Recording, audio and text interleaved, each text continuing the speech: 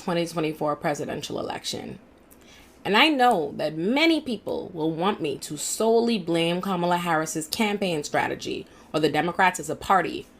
But frankly, you cannot convince me that a nation of people who cannot be convinced not to vote for a white supremacist, promising to destroy their rights, every marginalized community, and their entire democracy is without blame, that they are not responsible for their choices and the consequences that will follow.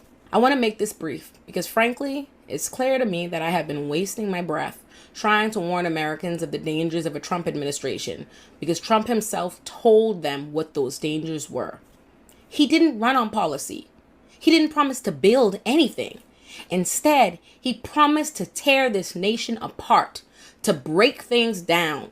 He openly promised us police violence, total police immunity, not only the deportation and abuse of undocumented immigrants, but to reverse naturalization for immigrants who became U.S. citizens already. He promised to ban abortion nationwide, to dismantle the EPA, the Department of Education. He promised to ban our history, to ban books, to keep the American public even dumber than apparently more than 64 million Americans already are, because the majority of this country's voters voted for him. Understand this. Donald Trump did not just win the Electoral College. He won the popular vote. And I would argue he won it by a landslide. For years, I have listened to Americans insist that Hillary Clinton is to blame for losing the 2016 election to Donald Trump. That she was too unlikable. That she called Trump voters deplorables. That she didn't campaign enough in the swing states. And for years, I have thought how ridiculous a nation must be to insist it made perfect sense to elect a white supremacist, sexist, xenophobic, racist, stupid ass bigot who told us exactly who he was because the woman he ran against wasn't likable enough, that she didn't campaign hard enough. All the while, I have thought that if it's an uphill battle for anyone to beat a white supremacist, they are far more qualified than, for any reason, it is an indictment on the nation. But that's never what I've said, because I have always chosen to try to be mindful about how I discuss U.S. elections whose results totally upend my life. And I knew, not just based on that election, or the general voting patterns of each demographic in this country, or the bigoted discourse that's been suffocating us all for 3 election cycles now, but by my lived experience as a Black woman, that this deeply racist and sexist country that refused to elect a white woman would not elect a Black woman. I knew that, and I voiced that the moment Joe Biden dropped out and Kamala Harris became the nominee. Hey, Hoda, good morning to you. It really felt like a historic night here in West Palm Beach as the energy built at Trump headquarters with one win after another. First, the former president holding on to North Carolina, a state where he spent a good deal of time in the race's final weeks, then flipping back Georgia, something that had been just out of his reach 4 years ago.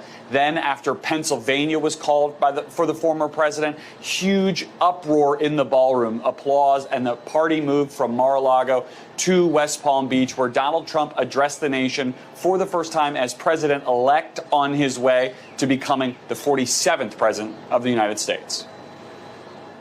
I want to thank the American people for the extraordinary honor of being elected your 47th president and your 45th president. And to every citizen, I will fight for you, for your family, and your future. Every single day I will be fighting for you, and with every breath in my body, I will not rest until we have delivered the strong, safe, and prosperous America that our children deserve and that you deserve. This will truly be the golden age of America. This was a movement like nobody's ever seen before. And frankly, this was, I believe, the greatest political movement of all time. There's never been anything like this in this country, and maybe beyond. Now it's going to reach a new level of importance because we're going to help our country heal. And winning the popular vote was very nice, I will tell you.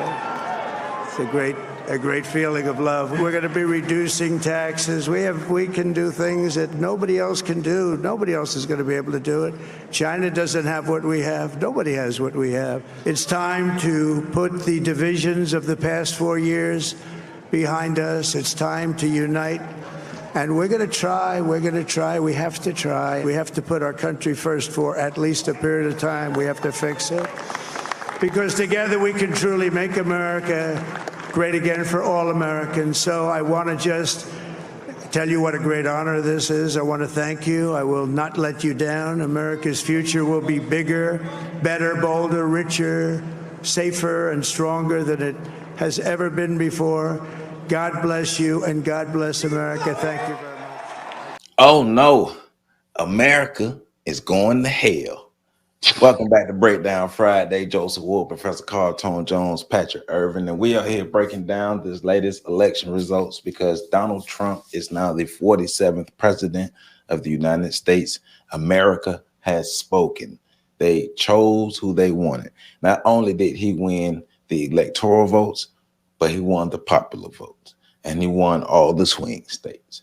And it was an outcome not many people expected.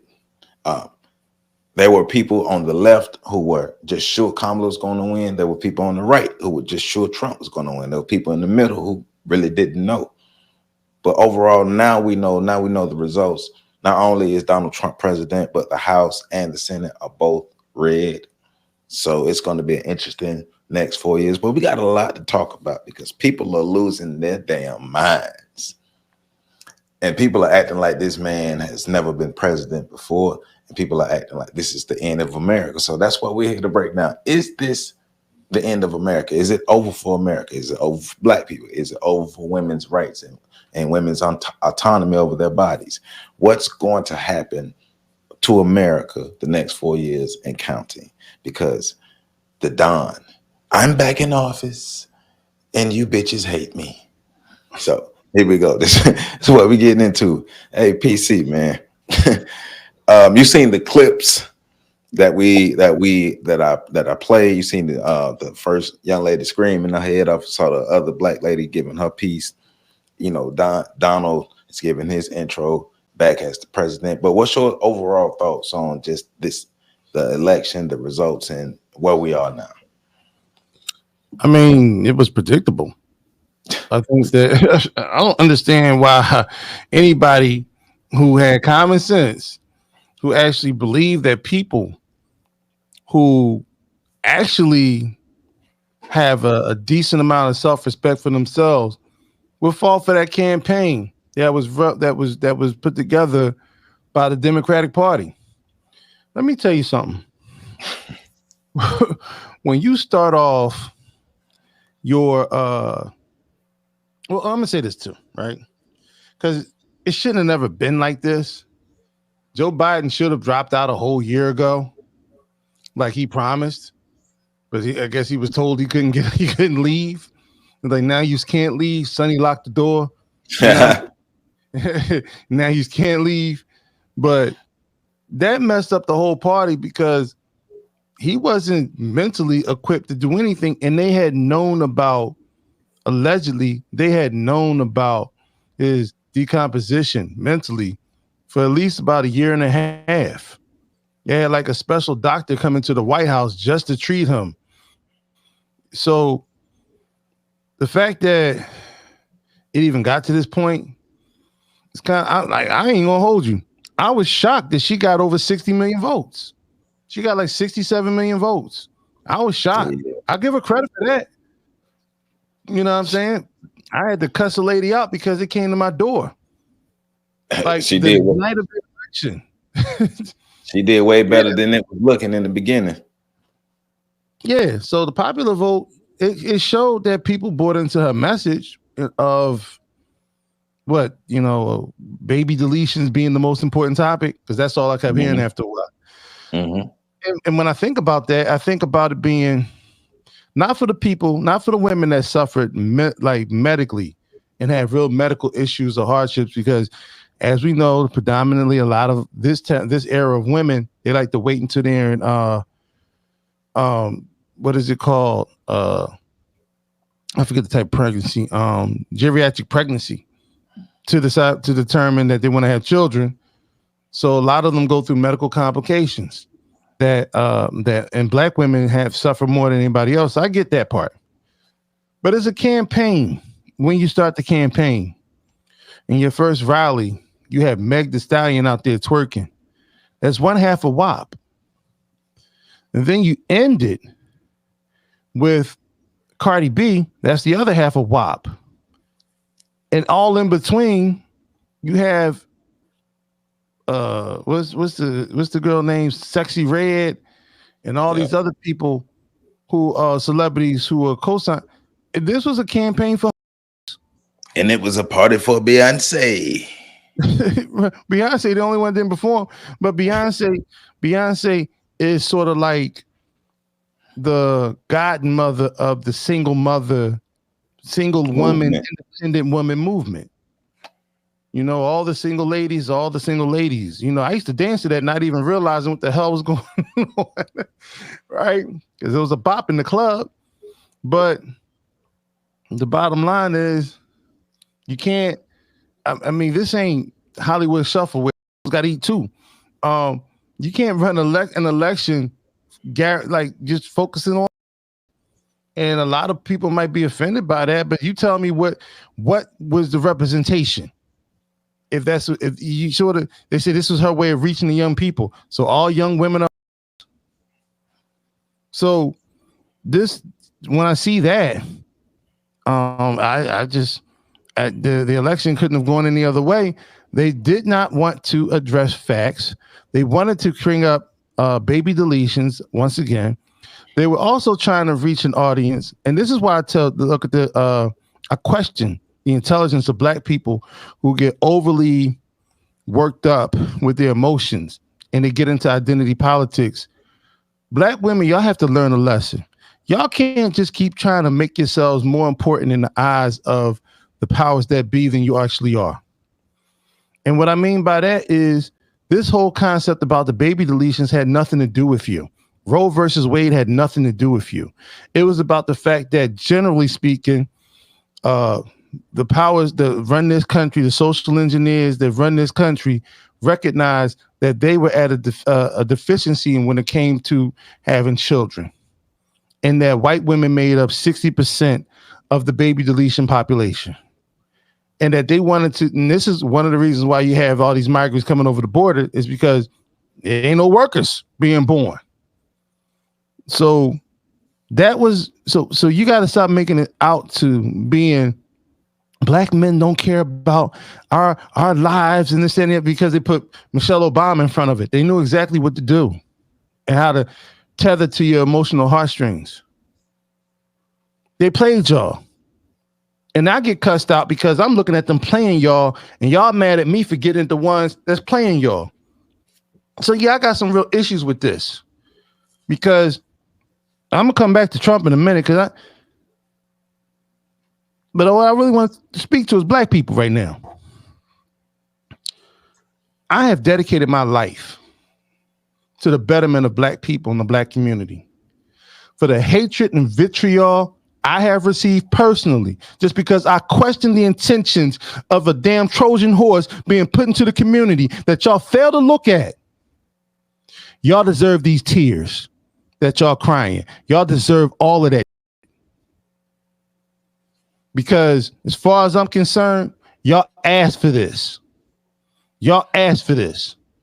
Here it is, somebody and I even put out to a brother of mine who came in questioning me on one of my posts on Facebook today. Brother, I've known you for over 20 years. You invited me to your wedding. You don't even know this broad who's cosplaying in front of all of y'all, making up he's never done. I sat in a dormitory and I was smoking marijuana and I was listening to Tupac 11 years old. Y'all keying and laughing and riding with it. I make collard greens in the bathtub. Y'all don't know nobody that make collard greens in the bathtub. Black people won't eat that. But I'm saying they're playing in your face. And you get mad at me for pointing at somebody playing in your face. She can't even figure out what race she is. She conveniently, reluctantly, it stated that she was black recently. And we don't even know. That's probably going to she's probably going to transform and morph back into being Indian now, because she no longer has to do that now. But the hatred and vitriol that I received, the visceral anger and rage that I received, I got things I'm not saying that I wish I because I can't take the words back if I say it. I'm glad he beat her ass. All of y'all scared out there talking about Project 2025 when the man ran on the agenda, his agenda of Agenda 47. And y'all out there posting, and you know what? You dudes, you BANs out there putting scare tactics out there, talking about all the things they're going to lose and all the rights and how they're going to march us off and all this other. They're going to pull up on buses and stuff like that. Y'all the weakest links. Y'all the reason why nobody respects black men to begin with, because y'all be the loudest ones and be in front of everybody, pretending to be men of courage and this, that, and the other. Meanwhile, y'all a bunch of I know you got to write that down, Joe. Sorry. Go ahead and get your stuff off. Do what you do. And I'm tired of y'all cowards, because the reason why y'all so hell-bent on the vote is because y'all ain't never did no real work in the community. Your feet ain't never touched the grass. You can't even affiliate or associate with grassroots work. Y'all don't even contribute to grassroots causes. Y'all rather buy a pair of Jordans. Y'all rather brag about all the liquor and all the tricking y'all do. But y'all ain't never been out there. Y'all ain't walked the streets, the pavements, in the neighborhoods that you grew up in, but you're scared to go back to. And deal with the kids that supposedly came up in your neighborhoods, but you're terrified of right now. Y'all ain't never did none of that work. Y'all ain't never sat in a classroom full of young dudes and tried to explain to them how to be sexually responsible. Y'all too busy and they're trying to, as Patrick pointed out a few weeks ago, vibrate on their level. Be acceptable and cool to them. So now y'all out here and y'all found a president that say, hey, all I gotta do is jive turkey stuff and these cats will fall in line because that's all they have, that's all their values that they ever exude on social media. Right. That's the only thing you show. And then y'all out here acting like y'all political pundits, like y'all have done research. I actually had somebody questioning whether or not I was a real professor when I was on WRD last week. Whether I'd done any research on Trump. Can y'all remind me, did we not do 3 shows on Project 2025? Did we not do another show on Agenda 47 on this very network? Hey man, just tell them to tune in, but they didn't do their own research. When we comb through the pages, we got on fact finder right here, fact checker right here, and Pat, who read every page of Project 2025. I read some of it. I just wasn't going to do the whole packet. Hey, but they didn't read any of it. They just got the highlights from somebody else and clipped and pasted. Who ironically, Joy Reid, who ironically came out and said, y'all can't blame black men for this one. Joy Reid came out and said, y'all can't blame black men for this one. If you want to blame somebody, you look at the white women, you look at the Latin men and the Latinos. Don't come for black men, because black men aren't the reason that she lost this election. Nah, Joy. I mean, we appreciate the words. I'll take it. We'll take it. Appreciate the words, but nah, Joy. Stay where you was before the election. You can't come back. You've done enough damage, and we don't like your hair. But at the end of the day, man, y'all cowards. I expect women to be cowards. They're not cowards. I expect women to be driven by fear, because women are that plantation fear is still epigenetically in our sisters, in the women. I get that, but you dudes out there, you boneyard ninjas out there. I'm done with y'all. I already know this is one of the biggest reasons why I left the so-called conscious community. I'm glad that there's still some brothers and sisters who are out there who see through this. And it's amazing to me because I've seen more women than brothers actually rejoice the fact that she wasn't elected as president, and yet and still the women on my timeline is talking about how they'll never forgive black men again. You always find a reason. You always find a reason to unleash your misandry and your hatred towards us. That's why when something happens to us and it's bad, y'all rejoice and it makes you happy, because deep down inside, you don't like us. She don't like you, fam. And I'll land my plane right there for now. All right. So basically, Pat, what we just learned is PC is against women's health. You heard him. You heard him, bro. No, but I feel you, man. It's the frustration though, because it's everything that led up to this election. They literally drug black men through the mud leading up to this election. We were the scapegoats. We were the problems. We were this. We were that. Nah, hey, Joy Reid, hey, we hear you. We hear you, but nah, stay where you at. And everybody else, nah, stay where you at. Don't try to come back now, because we're not about to be friends again. You can't cross that line to think, oh, I can go back to black men. I just tell black men, I'm sorry. No. And see, the problem with that is what we've been trying to tell y'all. That's why we've been trying to tell y'all to stop being party loyal. That's why y'all here heartbroken. Now, we've been trying to tell y'all to stop being party loyal, because the party loyalty is one of the things that's helping to divide us even more. Now you done showed your butt. You done showed your butt for these people, and you can't come back now. And now we got fewer numbers that we can actually work with. So yeah. But Pat, man, what are your overall thoughts on the election, but also the clip, especially the clip when the young lady was giving her thoughts about the election?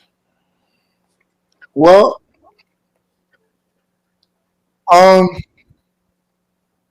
PC said a lot. You got to get it off your chest, bro. It's all good. And I did go right after he said with the Joy Reid. I went and found the clip, and I listened to like the 10 seconds that's required to hear her say that, just in my ear.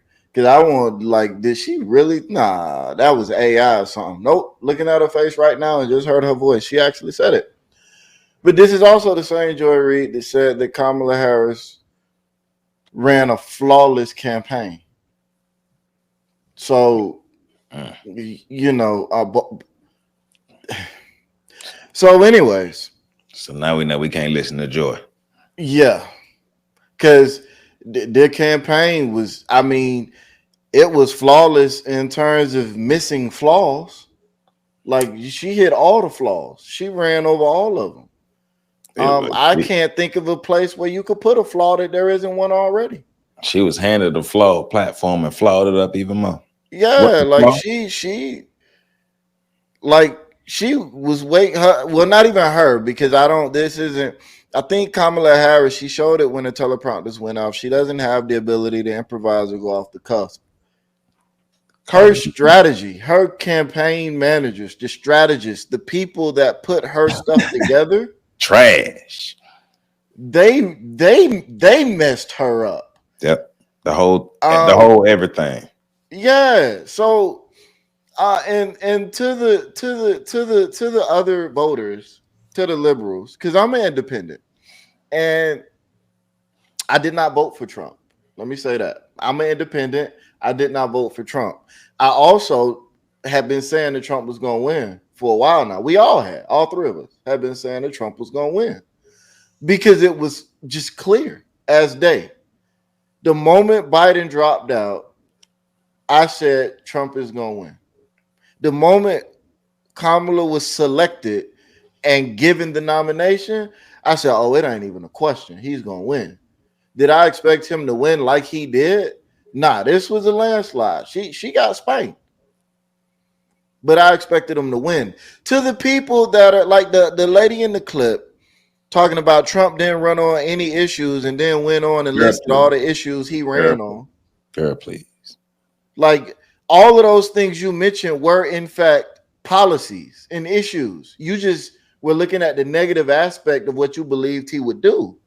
But to the people that support Trump, all of those policies are positive policies.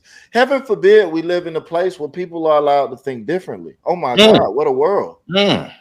What a world. As she calls out the bigotry all over the place for not having the same perspective that she has. That is just amazing how you can do that. What type of society is it called where everybody are forced to think the same? What is that Dictatorship. called? Dictatorship. But they said Trump wanted to be a dictator.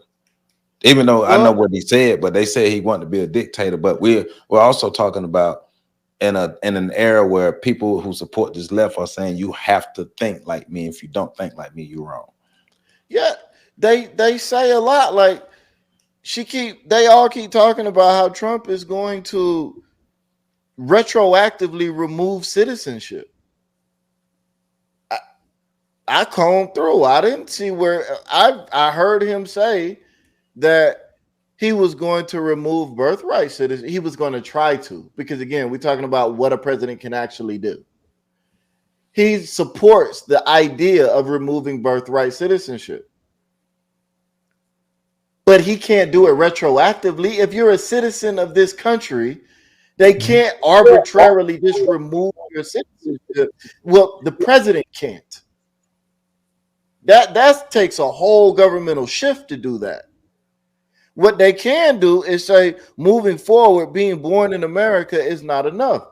And that is a conversation. There are a lot of people that believe that should be the case in the face of the immigration crisis. And the Democrats don't want to admit it, but a lot of Americans do in fact feel that there is a crisis at the border of people coming into America illegally. That is a real thing that she did not want to address. The whole federal abortion ban. I've heard out of his own mouth where he said he wasn't going to do a federal abortion ban because it wasn't needed. He repealed it back to the states so they can make their own decisions. Right. So then if you say, well, you can't believe anything Trump says, he's a liar. Okay, well then why do you believe all the bad things he says?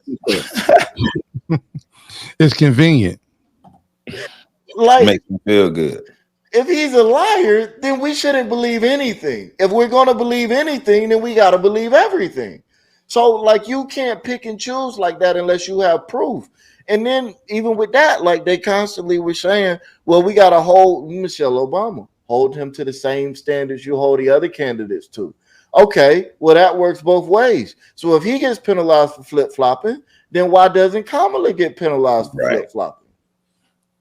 Like, to me,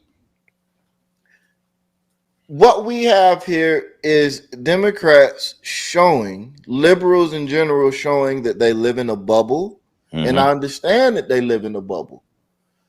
The problem is every once in a while, a bit of the real world pokes through the bubble and they get flustered.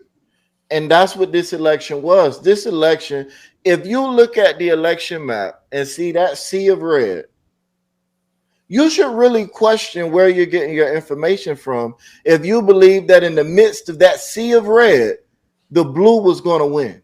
You should really begin to question your whole life view. And that's what I think, especially as Black people in America, we've got to ask ourselves those types of questions. Why was it that this woman who said the things that she said, and I want to be clear about this, I'm not going to give Kamala credit for those 67 million votes. I give Donald Trump credit for that. Yeah, because her whole campaign was Donald Trump bad. Yep. And they didn't learn from 2016. Right. That was Hillary Clinton's campaign strategy. Yeah. And it didn't work for her either. And I understand that there's a component of this that is rooted in the fact that white men don't want to see a woman, Black or otherwise, be president, be a leader. I understand that. My thing is, don't bring that over here to Black men. We don't have that problem. I also understand that there is a situation in place where you might feel like you've been betrayed by America, betrayed by white women. To that, I would question why you felt the sense of loyalty and connection from them to begin with. Right. So it's a lot of stuff going on here. The anger and frustration to me showcases the fact that we're just out of touch with the reality of what America is. And the truth of the matter is, a woman can absolutely be a leader in America. She has to be what America believes a woman should be. And that is just the fact of the matter. That's what's called living in a culture, living in a society. You have to conform to what people's beliefs about your position are. You can't say, I'm not going to conform, and then get mad at the people for not accepting you. And we've seen examples of women that have conformed and achieved a high level of power. Now, we can debate about whether or not the conformity is good or bad, but the truth of the matter is, conformity is necessary. And the presidency is a popularity contest. Hey. You wouldn't have to conform if you weren't trying to be a part of somebody else's system. But the truth of that is, you would still have to conform. You would just have a say in what you're conforming to. But what if we create our own black society? The people that aren't black the way we say they should be black as a collective group are not going to be given the same level of acceptance as those that are black the way we say they should be. That's a part of human nature that we kind of got to come to grips with. Hey. So let me I'll land my plane. Okay. Hey man, look at here. It's America's a funny place. And it was all day, like in real life and online. It's like people like, oh no, it's over. It's over. Like, is America, did America really fail Kamala? Like really?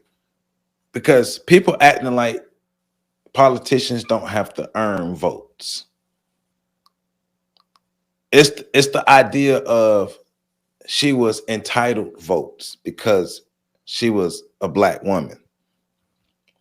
And because she was a black woman, she represented all these intersectionalities and represented all these marginalized and disenfranchised people. And she was going to be the one who helped lift these people up from the ashes. And America was going to go into a new day under Kamala Harris, even though she said she wasn't going to do nothing different than what Joe Biden did. You know, yeah. So I'm not floored because, you know, what's one of my favorite sayings is people are stupid. Y'all know that.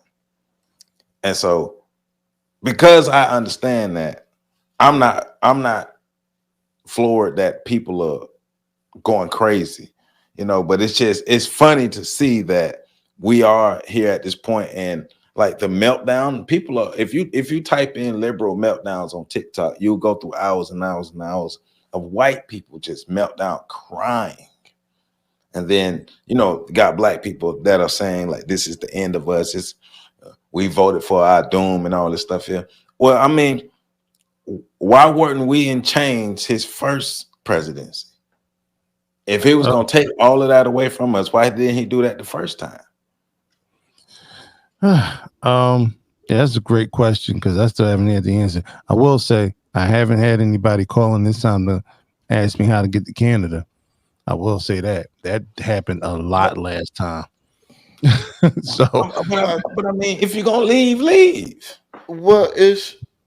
But if you're going like, and we know people are not going to leave. People are just going to be mad and talk junk, especially the black people, because that's our superpower. But it's like, if you're going to leave, do that. But America is going to be America until it changes. But their party, their bubble, their spokesman, their thinkers, all got them hopped up on fear, and which was horrible. And and then in this situation now, the fear in terms of what he can do has a touch of realism to it because the Republicans won down the board. So, but at the end of the day, that's where civics comes in. You need to understand how your government works. And to the another point I forgot to mention, to the young lady that said she couldn't see how the unlikability of Hillary. Well, that's because you don't understand the country you live in. Yes, Hillary Clinton was very unlikable, and guess what? Kamala was worse. Yeah, yeah. When I was watching the video and just listening to what she was saying, I was like, okay, another angry black person who's better at articulating nothing. Because you basically, and at the end, she toward the end she stated that, you know, I know what America really is. So if you know what America really is, why are you making the video? Why are we here talking about it? Why? And that was just a clip of the whole video. So if you understand how America really works, why are we here? You shouldn't even be making this particular video. Now, you're making this video because you know your audience gonna react to it and give you the views. So let's not placate with that, right? So we know that's a piece. But if we're talking about just focusing in on you and what you were saying, you probably shouldn't be making another reason you shouldn't be making the video because you don't, like Pat said, you don't understand society, you don't understand America, you don't understand civics, you don't understand the reality of what we are dealing with here in America. Hey, stop just paying attention to the liberal outlets. Stop just listening to the outlets that you like. Listen to everybody. America has been telling you what they was going to do. America has been telling you that they didn't like what was going on with the Democrats. America has been telling you that they don't like Kamala. Black women, black woman after black woman after black woman after black woman I've seen. Now, of course, we know majority of black women voted for her, but you have more black women saying that I'm not going to vote for her for this, and other people of other races. But hey, the results are out. We can see America spoke. America didn't want her, and it's a reason. It's not just because she's a woman. Women didn't want her. Yeah. Well, let's talk about the propaganda machines that were used out there, the polls that were lying about how this was a close race and how she was winning everywhere. So let's talk the bought and paid for media that created this, you know, because that's and for the people that are mad, y'all mad at the wrong people. But I get it, you know what I'm saying? You can only reach us, so you're mad at us. But you really should be mad at all the propaganda engines out here that actually pumped y'all up to the fact of thinking she had a chance to win. First of all, she had her campaign only ran 103 days. She spent the first 30 days without talking to the media when she should have been on a media blitz. Right. She had 2 weeks prior to knowing, 2 weeks after that horrendous presidential debate, knowing that everybody was putting the fizzers in the fire for her to actually take on the mantle of being the Democratic candidate. In that 2 weeks, she should have been having think tanks brainstorm all her talking points, so she could have got that out there, so she would have been ready to hit the ground running. That never happened. People are talking about the reason why they voted for Trump is because they got to know him through the Joe Rogan interview that was like 3 hours long. And then when she tried to manufacture, she told him no. She thought going to Shannon Sharp's show, Club Shay Shay, would have been, but it was the improvisation. Crazy. That, and because white folk ain't watching Shannon Sharp.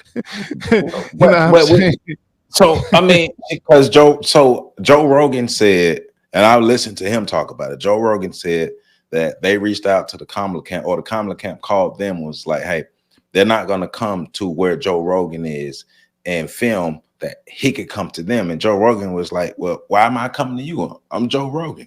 Like, we're talking about the #1 podcast in the world, and you pass him up for Club Shay Shay.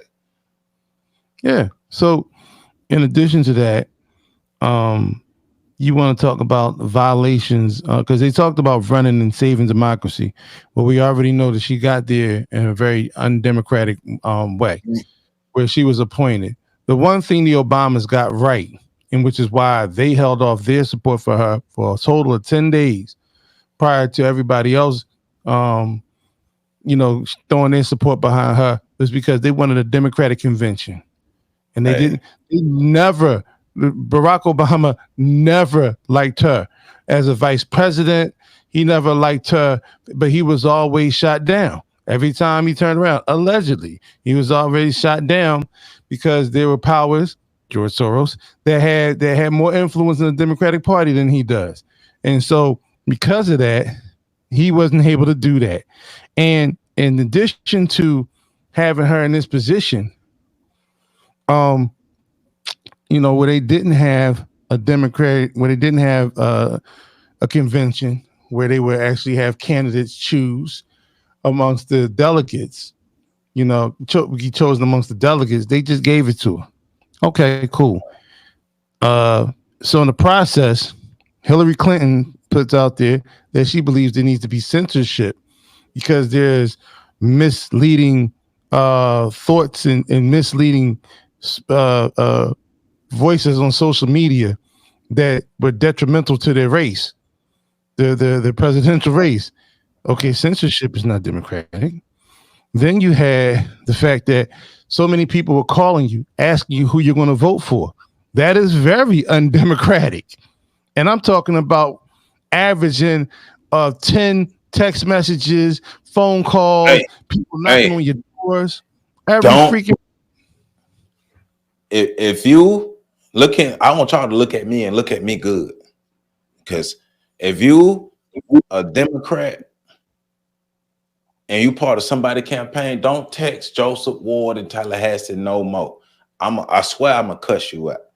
Now, that many text messages a day is ridiculous. That's how we know you panicking. Right. You know how many Republican texts I received? Probably 2. Y'all spammed me every day. Don't do that again. I had to chase him off my doorstep. Like, really? Come on, man. This is ridiculous. And let's talk about the fact, because Pat, you brought up a good point about the millions of voters being the hatred for Trump votes, because I think some of the Trump votes was the hatred for this process vote. It was a middle finger to the processes, which we talked about. Most people, and then you want to stare a hornet's nest. Just send Barack Obama out there and insult the one group that's the most loyal group of men to the Democratic Party. And then send Magic Johnson out there, do the same thing. And then send Pastor Jamal, these hoes ain't loyal, Brian out there to do the same thing. And then have Michelle Obama do this and then become a homewrecker. Telling women you don't have to do what your husband say. I guess that's what happened in the White House. She did that. I saw a couple posts where black men are saying that their wives decided to leave them because they didn't vote for Kamala Harris. And let me jump in there real quick, because then run a bunch of ads telling men that if they don't vote for Kamala, they ain't gonna get no dates or no play. They did a pop the balloon ad on. Hey, but check this out though. When they broke into the dude watching. No. They got one where they broke into the dude watching Corn and told we're going to remove your rights and privacy to watch Corn. Hey man, but check this out. This is where the fear mongering got our people. You so good. Oh, that didn't work out well. I have to edit that. But yeah. If you're a black man and you voted for Trump, I hope that cop beats you so good. I really, really do. I really, really do. I'm wishing it on you. Love you. Not really. Make sure your homeboy record it and send it to me. I will post it and laugh. See what the fear-mongering got us. See. But that ain't fear-mongering, but Joe. That ain't fear-mongering. No, I'm saying it led up to that. No. That's that anti-black male misandry that we've been talking about. Remember the picture I shared with you, brothers, of the woman on a swing on a tree, and on the other side is a black man hanging? There's an actual podcast for that. This anti-misandrist black male movement. I mean, look at how they partied when Kevin Samuels died. They're still partying about that every time somebody bring it up. That type of hatred, deep-seated hatred, ain't brought on by fear. It's brought on by a level of hatred that's been deep seated for a long time, and that's a conversation we need to have with some women in our community. I ain't say y'all, but some women in our community who hold that because they pass it on to their sons, and that's what you see out in the streets banging each other out with the bang bangs, with the pistoles. You know what I'm saying? And so we see that. You know. That's why I'm not surprised by none of that stuff. If I got hit by a truck today or tomorrow, there'd be black women celebrating, dancing on the roof. Yeah, because you know, but there would be some out there dancing on the roof because why? Because I say things that make them accountable. And I'm sorry. Go ahead. I just find it funny that the most unprotected woman in the world has such a flippant mouth. Has the most unprotected woman in the world say such violent things towards other people, but you so unprotected. So how do you feel so brazen to, speak out like that? So I think some of them kind of telling on themselves, but yeah, it is misandry, because I meant to say the fear mongering and misandry, but it is misandry. You're right about that. It is the misandry in that they're reminding us that they're not with us. They're a separate group of people because they think they're better than us, and they think they're higher moral, higher intelligence, and they make the right decisions. Because to vote for Kamala, to vote for the Democrats, is the right decision. Because remember, the Donald Trump is a racist, and the Democratic Party is racist, and Donald Trump is racist because of the things that he's done to black people in his past. But Kamala Harris is not racist for the things that she's done to black people in her past, because she's actually destabilized total families with her actions. Well, I think black people just like working themselves up. I don't even know that we believe half the rhetoric, because if black people honestly believed, like in their heart of hearts, that they were going to be back in, first off, we go back to the civics lesson. The man was voted in yesterday, confirmed today. He's not going to take power until January. Well, y'all acting like he's taking power tomorrow. But even in addition to that, if y'all really believe that all of this was legit going to happen, you wouldn't be saying what you're saying, especially not public and on the internet. Right. You wouldn't be putting that target on your back. This is more just screaming for the sake of screaming. I'll tell you, we was talking about it. Black people have two superpowers: the ability to exercise forever and not lose weight, and the ability to talk without being heard. The scream. This is another example of us screaming without really saying anything even worth hearing. Like, and what she said there, she's spitting vitriol you know what? If it would be wrong for somebody to say, if she has a mother, father, brother, son, or something like that, that happened to the person, the male close to her, and then they send her that video. Which she still, of course. But do they even know what they're screaming about? No, they don't. And that's the problem. That goes to the lack of understanding the civics. Why are you mad? And that's a question I've been asking so many of them today. Like, no, but for real though, why are you mad? We would be like seriously. So like this. Any feminist movement in this country, I bet not see not one black woman a part of any feminist movement in this country. Because this election just showed you that all the movement is about is protecting the privilege of white women and keeping you from any. Who been hey young lady, we ain't trying to hear that. We ain't trying to hear that from you. We ain't trying to hear that from you. You wanna know why?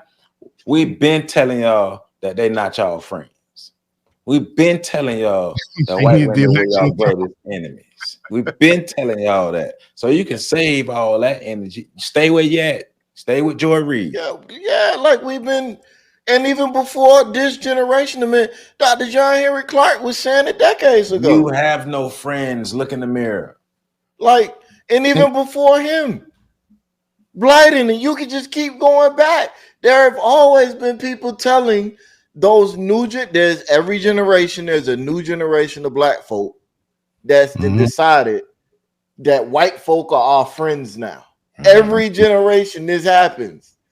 And every generation, white folk remind you that they're not.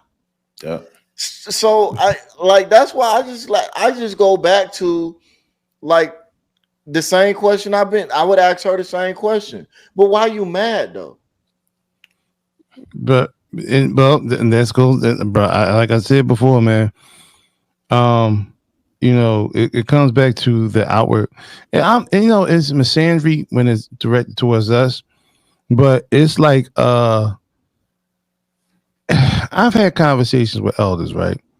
And I hate to make this a black woman thing, but it is what it is. And they all tell me that I don't get along with black women. Like I can't deal with women. And I say, what's funny about that? That I can't get along with women. I don't have friends with women. I said, I've never heard women of another race say that.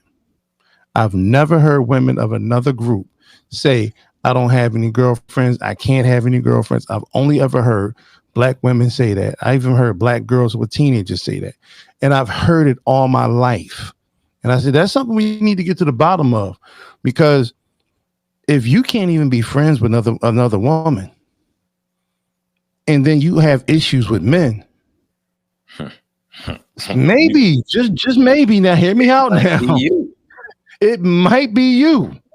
And it might be you. You have girls who have been like women go on these girls trips, and then all of a sudden there's always a horror story involved somewhere. And these people often know each other. So I'm just saying. Now back to the politics of it all. Because I want to talk about something else too. Because people talked about how black men in particular were the reason for this. And we betrayed the community, and how they'll never trust black men. Oh, you just had to do one thing for us as black women. It's like y'all never put anything on the books for us. You never. I'm looking at Dr. Tia Johnson. Shout out to Dr. Tia Johnson. Make sure y'all go to his page. You know what I'm saying? He's been shouting us out, man, on his show. Appreciate the good brother, the good doctor. Check out the doctor. He has the honest report. He also has the 18-point black male agenda for the brothers. And this our political agenda put together by black men. I'm actually looking at it right now. And several of the talking points on the agenda are things specific to the brothers, things specific that we need: family court reform, education, the points about education, affirmative action for black men, both federal and state, targeted homelessness programs, targeted unemployment programs, criminal law reform and law enforcement. So, and it has a bunch of subpoints under it. I would open it up, but my computer's been acting janky. It's janky a little bit, so I would open them up and get into the points. Paternity leave for men. You know what I'm saying? There's a lot of, like I said, there are 18 points, and it's growing. It's a living document. And that speaks to the things that black men have come up with and identified that are issues to us politically that need to be discussed if you want black men's inclusion. But here's something else too. When it was very much made clear that the election was over, instead of coming out and greeting those people, those young brothers and sisters at Howard University, 6 hours waiting on her, for which she used them. She used them. I can't say this enough. She used them as the backdrop. She used them for her personal gain. As the backdrop, Howard University as the place where she was going to make her campaign headquarters for the election. She didn't even have the common decency to come out and acknowledge the people that have been waiting out there for her for 6 hours, some more longer than that. She sent an underling out there. I don't know who the brother is. She sent the brother. He was her co-campaign. He was her co-campaign chair. Okay, sent him out there to let them know that she wasn't coming out. Now, all it takes is a little bit of class to understand that to say come out into them because people are making excuses. She didn't know the votes were still coming in. She shouldn't have conceded. She didn't have to concede. She could have come out and basically said, listen, we're still in this. Hang with us. We still have hope, and we'll be back out here tomorrow. Thank you all for coming out. God bless and good night. She could have did a Russell Simmons. Thank y'all for. She didn't even do that. What type of commander-in-chief of the most powerful nation in the world that doesn't have the cojones to come out and at least face the music when you're losing? Your people who depended on you, your people who fell in love with you over this 100-day campaign. These people would have fell on the sword for her. And she didn't even have the audacity, the accountability to come out and face the music. But we trust her in global conflict, where we almost had a nuclear war on 3 different occasions within the last calendar year. She was going to save our democracy because, you know, we are a democracy according to the people. According to some of those people, we are a democracy. And she was going to save our democracy from the tyrant of Donald Trump. So they had to vote for her. We had to vote for her. America failed. That's the sentiment. The sentiment is America failed. America should have voted Kamala Harris and like, well, why? Well, wait a minute, Joe, because this is where black people got the whole game messed up. The president is still supposed to be the public servant. Your politician is a public servant. But the Democratic Party got black people working for them. How do you have people working for you as a party and you need our vote to be elected?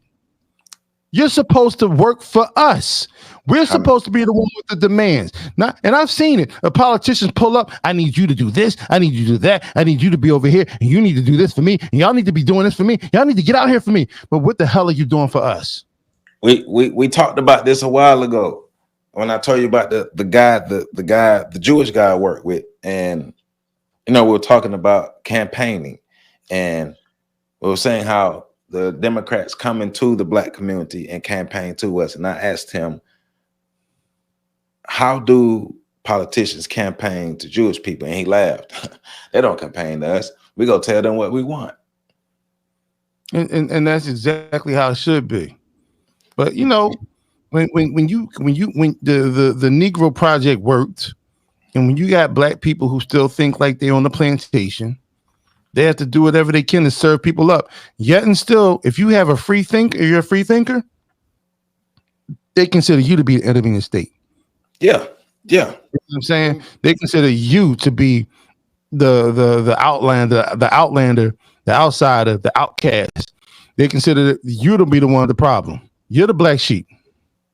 And therefore, you're the one that we're going to, alienate from the rest of the community. You're the one we're going to choose to insult. You're the one we're going to choose. And yes, God damn it, it's personal with me. Because I have sacrificed, I have put myself in, and I have stepped in front of guns to save and protect black people with live rounds. I have done that. I have broken up fights with strangers, people I didn't know.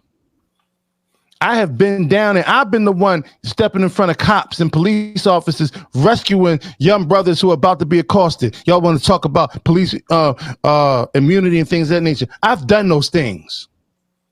And to receive the treatment I received from Negroes in the community, who I may have even saved your sons, I may have even saved your daughters on occasion. Yeah, it's personal with me.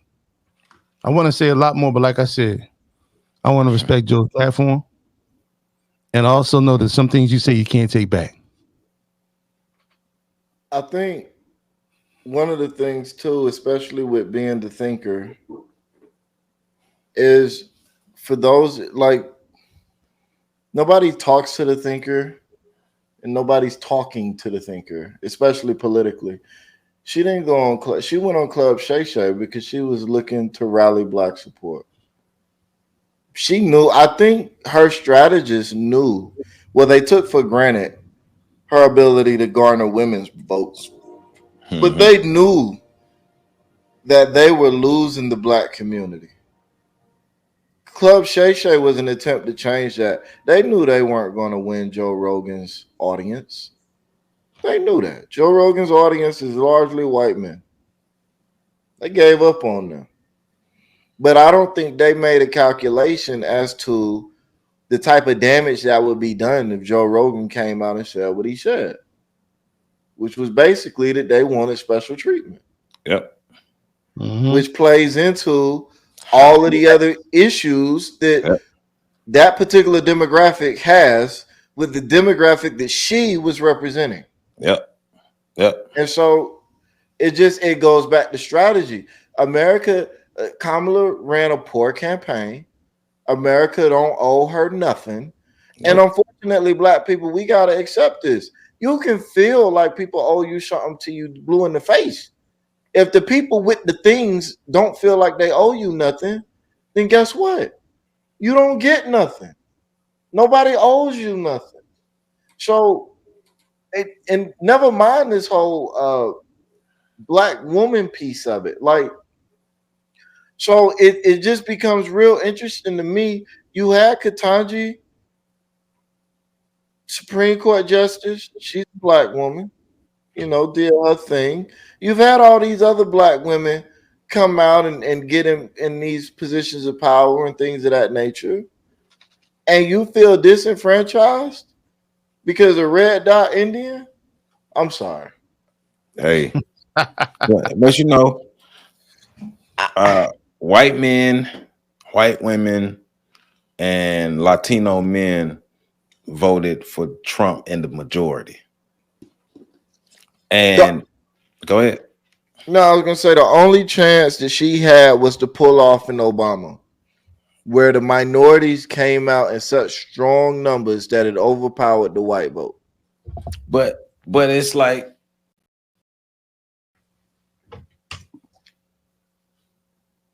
I know a lot of people thought that she would have a strong hold on a lot of the minority communities or the non-white communities rather, but her border fumble, the scammer moniker that she got, her not answering questions, just a lot of the stuff, people realizing that she was cosplaying, that she would have different accents for different crowds. Just a lot of things came out, and then you know the Candace Owens information didn't help her either. It really didn't help her at all, with a lot of the information being displayed, because it's like it's one thing, she was supposed to be in the picture with the grandmother that died before she was born. So not only is she smoking weed with Tupac when he smoking weed to Tupac music when he was 11, but she's taking pictures with dead grandmothers. If that Candace Owens information is true, but it's a lot of things that came out about her. But also, hold on, Joe. That picture came out in the second edition of her book. I know. In the first edition. I know. But it's like we're also talking about repeated examples of her character and her behavior, her not coming out, her not wanting to show up to the podcast. They always talk about her being smug. They always talk about her being ditzy. They always talk about her lack of intelligence. They always talk about her unlikability. These are things that were in the media heavy since they announced her as the Democratic candidate. But if you wasn't paying attention to everything that was happening out there, you wouldn't know. Like America as a whole wasn't feeling her, and they showed you no matter what they said. Because I saw video after video after video, and the majority of the videos that I seen, people were supporting Kamala. But I always knew that when they go in that booth, because I know voting patterns. I'm looking at the voting patterns of the last 3-4 elections. I know how people are voting, and they didn't disappoint. Look, man, stop paying attention to the polls, especially now that we have these wonderful new metrics for predicting outcomes called betting odds. They're a lot more accurate because money's on the line. Ain't nobody gonna play with their dollars. And the betting odds going in was that Trump had a 70-75% chance of winning. By 8 or 9 o'clock, it had jumped up to like 90%. Like, so that it really was not in doubt if you stepped outside of that bubble. But then, okay, the question becomes, okay, so what do we do moving forward? Like, what do we do from here? And I think one is to calm down, take a few breaths, and realize that America will be here tomorrow when you wake up. And if it's not here tomorrow, then you won't wake up. So you ain't got nothing to worry about. But I hate the way that we go from here because we should have already been on that. No, but we're not. And we're not even here now. I'm trying to force a conversation that we ain't gonna have. I know. But which is aggravating because we're always playing from the victim defensive role. Absolutely. But here's what Black folk need to do. Like I said, Project 2025 ain't nothing new. This is like the 3rd or 4th edition of that plan. Black folk need their own plan. Well, I mean, I know that's a revolutionary idea. Nobody ever thought of that before in the history of Black people all over the world. I know. But we need to sit down and come up. And if you in your neighborhood, you need to come up with a plan for your neighborhood. You ain't got to be a part of a national plan. Come up with a plan for your block with your neighbor. Well, come up with a plan for your family. That's one thing my lady keeps saying, that we need to, here in Tallahassee, we need to get together and come up with a political strategy, political plan for us. And I'm with her on that. I don't disagree with her on that. But I know the people that we're dealing with, and I know the egos, and I know the community that I've been working in for a while. And I know one of our greatest barriers is we can talk a good game, but Black people not gonna stick to it. We know this. We know we know it because we tried to create a series of local plans. One right there in Tallahassee, and it didn't work. So but we bringing it back because that's what needs to happen. It needs to happen. It does need to happen. My frustration with that needing to happen is we are our greatest barrier to that because we can't get past ourselves and the dumb we be on. Well, you know what'll happen, Joe? You can't sleep next to a construction zone, right? Old saying I used to say all the time. If Black folks start building, other Black folk will wake up. Yep. So because everybody want to be a part of something once they see it in motion. They especially the closer you get to the finish line, the more support you will get. Because everybody on the line say they've been there when you first started. So everybody want to be John Lewis. Yeah. So in that sense, maybe we do go back to what we were doing initially, and we start just creating the plans as a group and even maybe as individuals.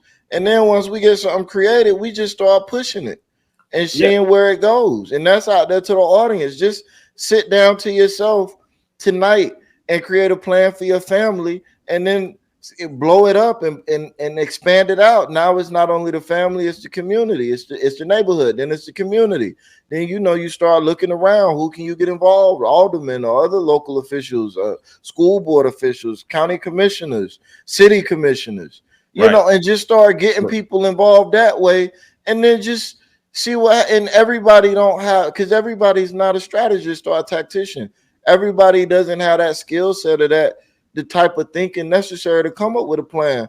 So those people are going to be useless anyways if you try to bring them in too early. Right. So bring them in after the fact, and then just use people. Yes, I said it and I meant it that way. Just use people to accomplish what you need, as long as you're doing it. Like, I don't mind being used as long as the person using me is thinking about me, but in a positive way. But you have to be patient and you have to be tough. Absolutely. And that because it's the reality of it that I don't want people to get lost in. and it's the reality of what we got going on. Because yes, I agree with everything you just said, Pat. And I want y'all to understand the context around what he's saying. Yes, get started, do stuff, but you got to understand it ain't gonna be pretty. It ain't don't have no idea of how it's supposed to work because we don't even really know. But what you do need to understand is you got to be patient and you got to be tough. Because if you want this to work and you don't have patience and toughness, you're gonna quit. Well, yeah, I agree a little bit. Man, because I didn't seen the gung ho shit, and when it happens, and people are real excited at the beginning, and right, like 1 square yard, and they're like, all right, man, and then like fewer and fewer people come out, and next thing you know, it's just you and like 2 other people out there trying to put together the project when the project called for 15 people, and I'll be honest with you, man, been disappointed too much. I'll tell you, I'll be honest. I just gotta, man, listen. I don't have a lot of faith in black people right now because I'm gonna tell you what they're gonna tell you their plan was. Their plan was to vote and put Kamala in office. That was their plan. And anything you try to do, guess what? Everybody upset right now, but 3 days from now, they'll be worried about Monday Night Football. And so, I mean, and I hate to be the one to douse the water on the flame, because I know we believe it. We've actually done it. We're still here. But that's why a decade later, we're still here. But that's why you're saying what you're saying, because we've done it and we still doing it. And you got to be multiple times. Have to be realistic about doing it. And that's why I'm saying I ain't speaking to everybody. I'm speaking to, like, if this video is seen by 20,000 people, maybe 2 of them will actually do it. That's who I'm talking to. The rest of you, cool. They can put their money to it, but they won't. But they can put their money to it, but they won't. Because now they need to know where every penny spent. But when they was, putting it in the panty line of stripper, and care where that money went. All right, I'm sorry. But I mean, remember though, we're talking black people.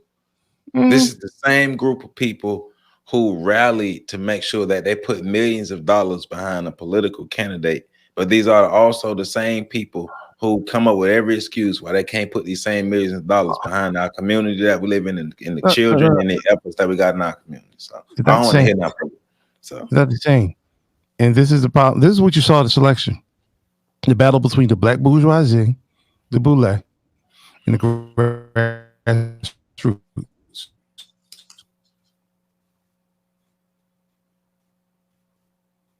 Oh, shoot, think we lost. He got Robotron, see? This thing's about to trip again. I don't know. Pat. Can you hear me? All right. I can hear you. Pat, you're on mute. Okay. No, my shit just froze up. It just did the whole thing. All the screens went off. So this is the battle between the black boule and the grassroots. And that's why you saw so many states turn red. Because the boule are the ones that put the millions of dollars into the coffers 2 days in a row. First the women and the men. Into the political war chest of Kamala Harris. The boule don't give a damn about investing in the rest of the community. I mean, we don't need them because the grassroots can do it enough. But the grassroots mostly is walking around with their hands out because they want you to put things into their projects. So I see, and I'm not saying this is for the totality, but I see the boule, the black boule, the black elite, the ones that I see, the ones that I've encountered, the ones I've seen on video, when I see in real life. Because I agree with I don't disagree with what you're saying. But I've seen and I heard these people, begging for the resources, saying we need this, we need this, we need this, we need this, we need that. And that's why I'm saying this specifically to them, because of what I've seen and what I've heard coming from these classes of people. Because we've got to remember, I'm in the city, and I'm in the city where there's a university that's a big black boule producer. One of the biggest black boule producers is Florida A&M University, right? And so I don't know, maybe they ain't got their stuff together, maybe they ain't top tier or whatever. But even though, I'm seeing black people with an ability, because yes, I agree, but I think like those grassroots black people, you still following the boule, you still supporting the boule, you still allowing the boule to be the voice of you. And so we got to lump you in there with them, because it's not enough. Because there's grassroots, and then there's regular black people, and then there's the boule and stuff. But the regular black people are the ones who are following the boule, and they're getting swept up in that. Yeah. So they got to get it too.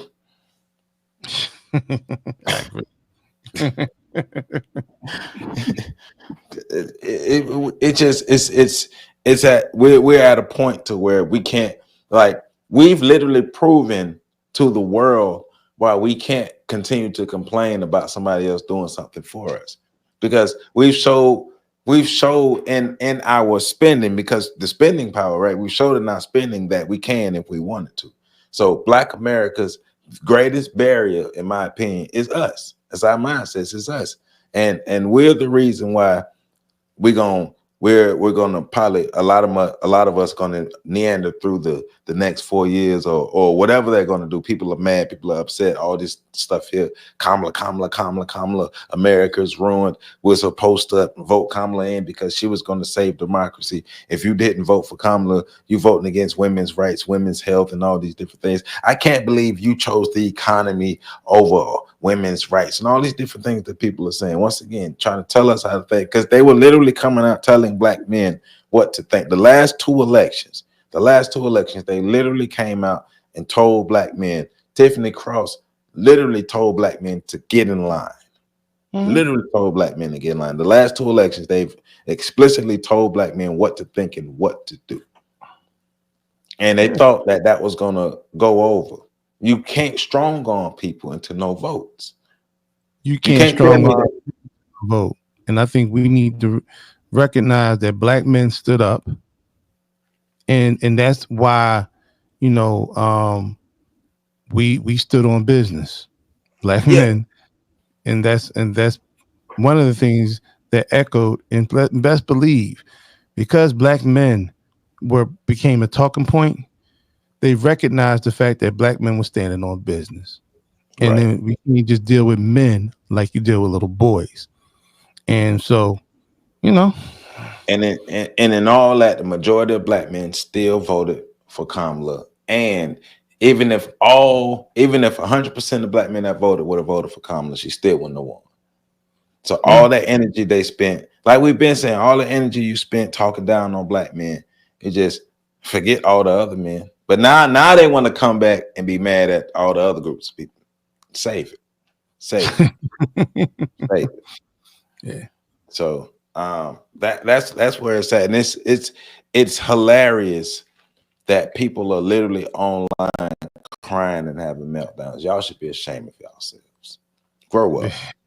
The fact that you are this emotionally invested in an election, the fact that you're party loyal, the fact that you're a candidate loyal, yeah, let's show where you at. And we've been telling you for a while. We've really been telling y'all for a while, but they've been telling us that we hate Democrats and we Trump supporters and all this stuff here. So, and I do want to make sure that I let y'all know, by the way, I meant what I said, and Professor Carl Tone Jones is one vote closer to being president, but y'all could have made him president, but you didn't. So yeah, there it is. FetLifeStation.com. Make sure y'all check it out. FetLifeStation.com. ThePax.org. Check it out. OnTheShoulders1.com. Make sure you check it out. Support what we got going on, because this train ain't stopping. We appreciate all the support that we've getting, all the views, all the likes, all the shares. Please keep it up. We're gonna keep feeding y'all this information and doing what we're doing. Thank you to everybody that support us. Big shout out to Dr. T. Hassan Johnson. Definitely been watching your channel for a while. Because of Dr. T, that's how I found out about Rodney.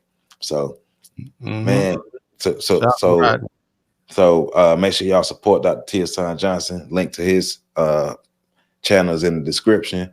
And we're gonna keep doing what we're doing, man. Black people. What you gonna do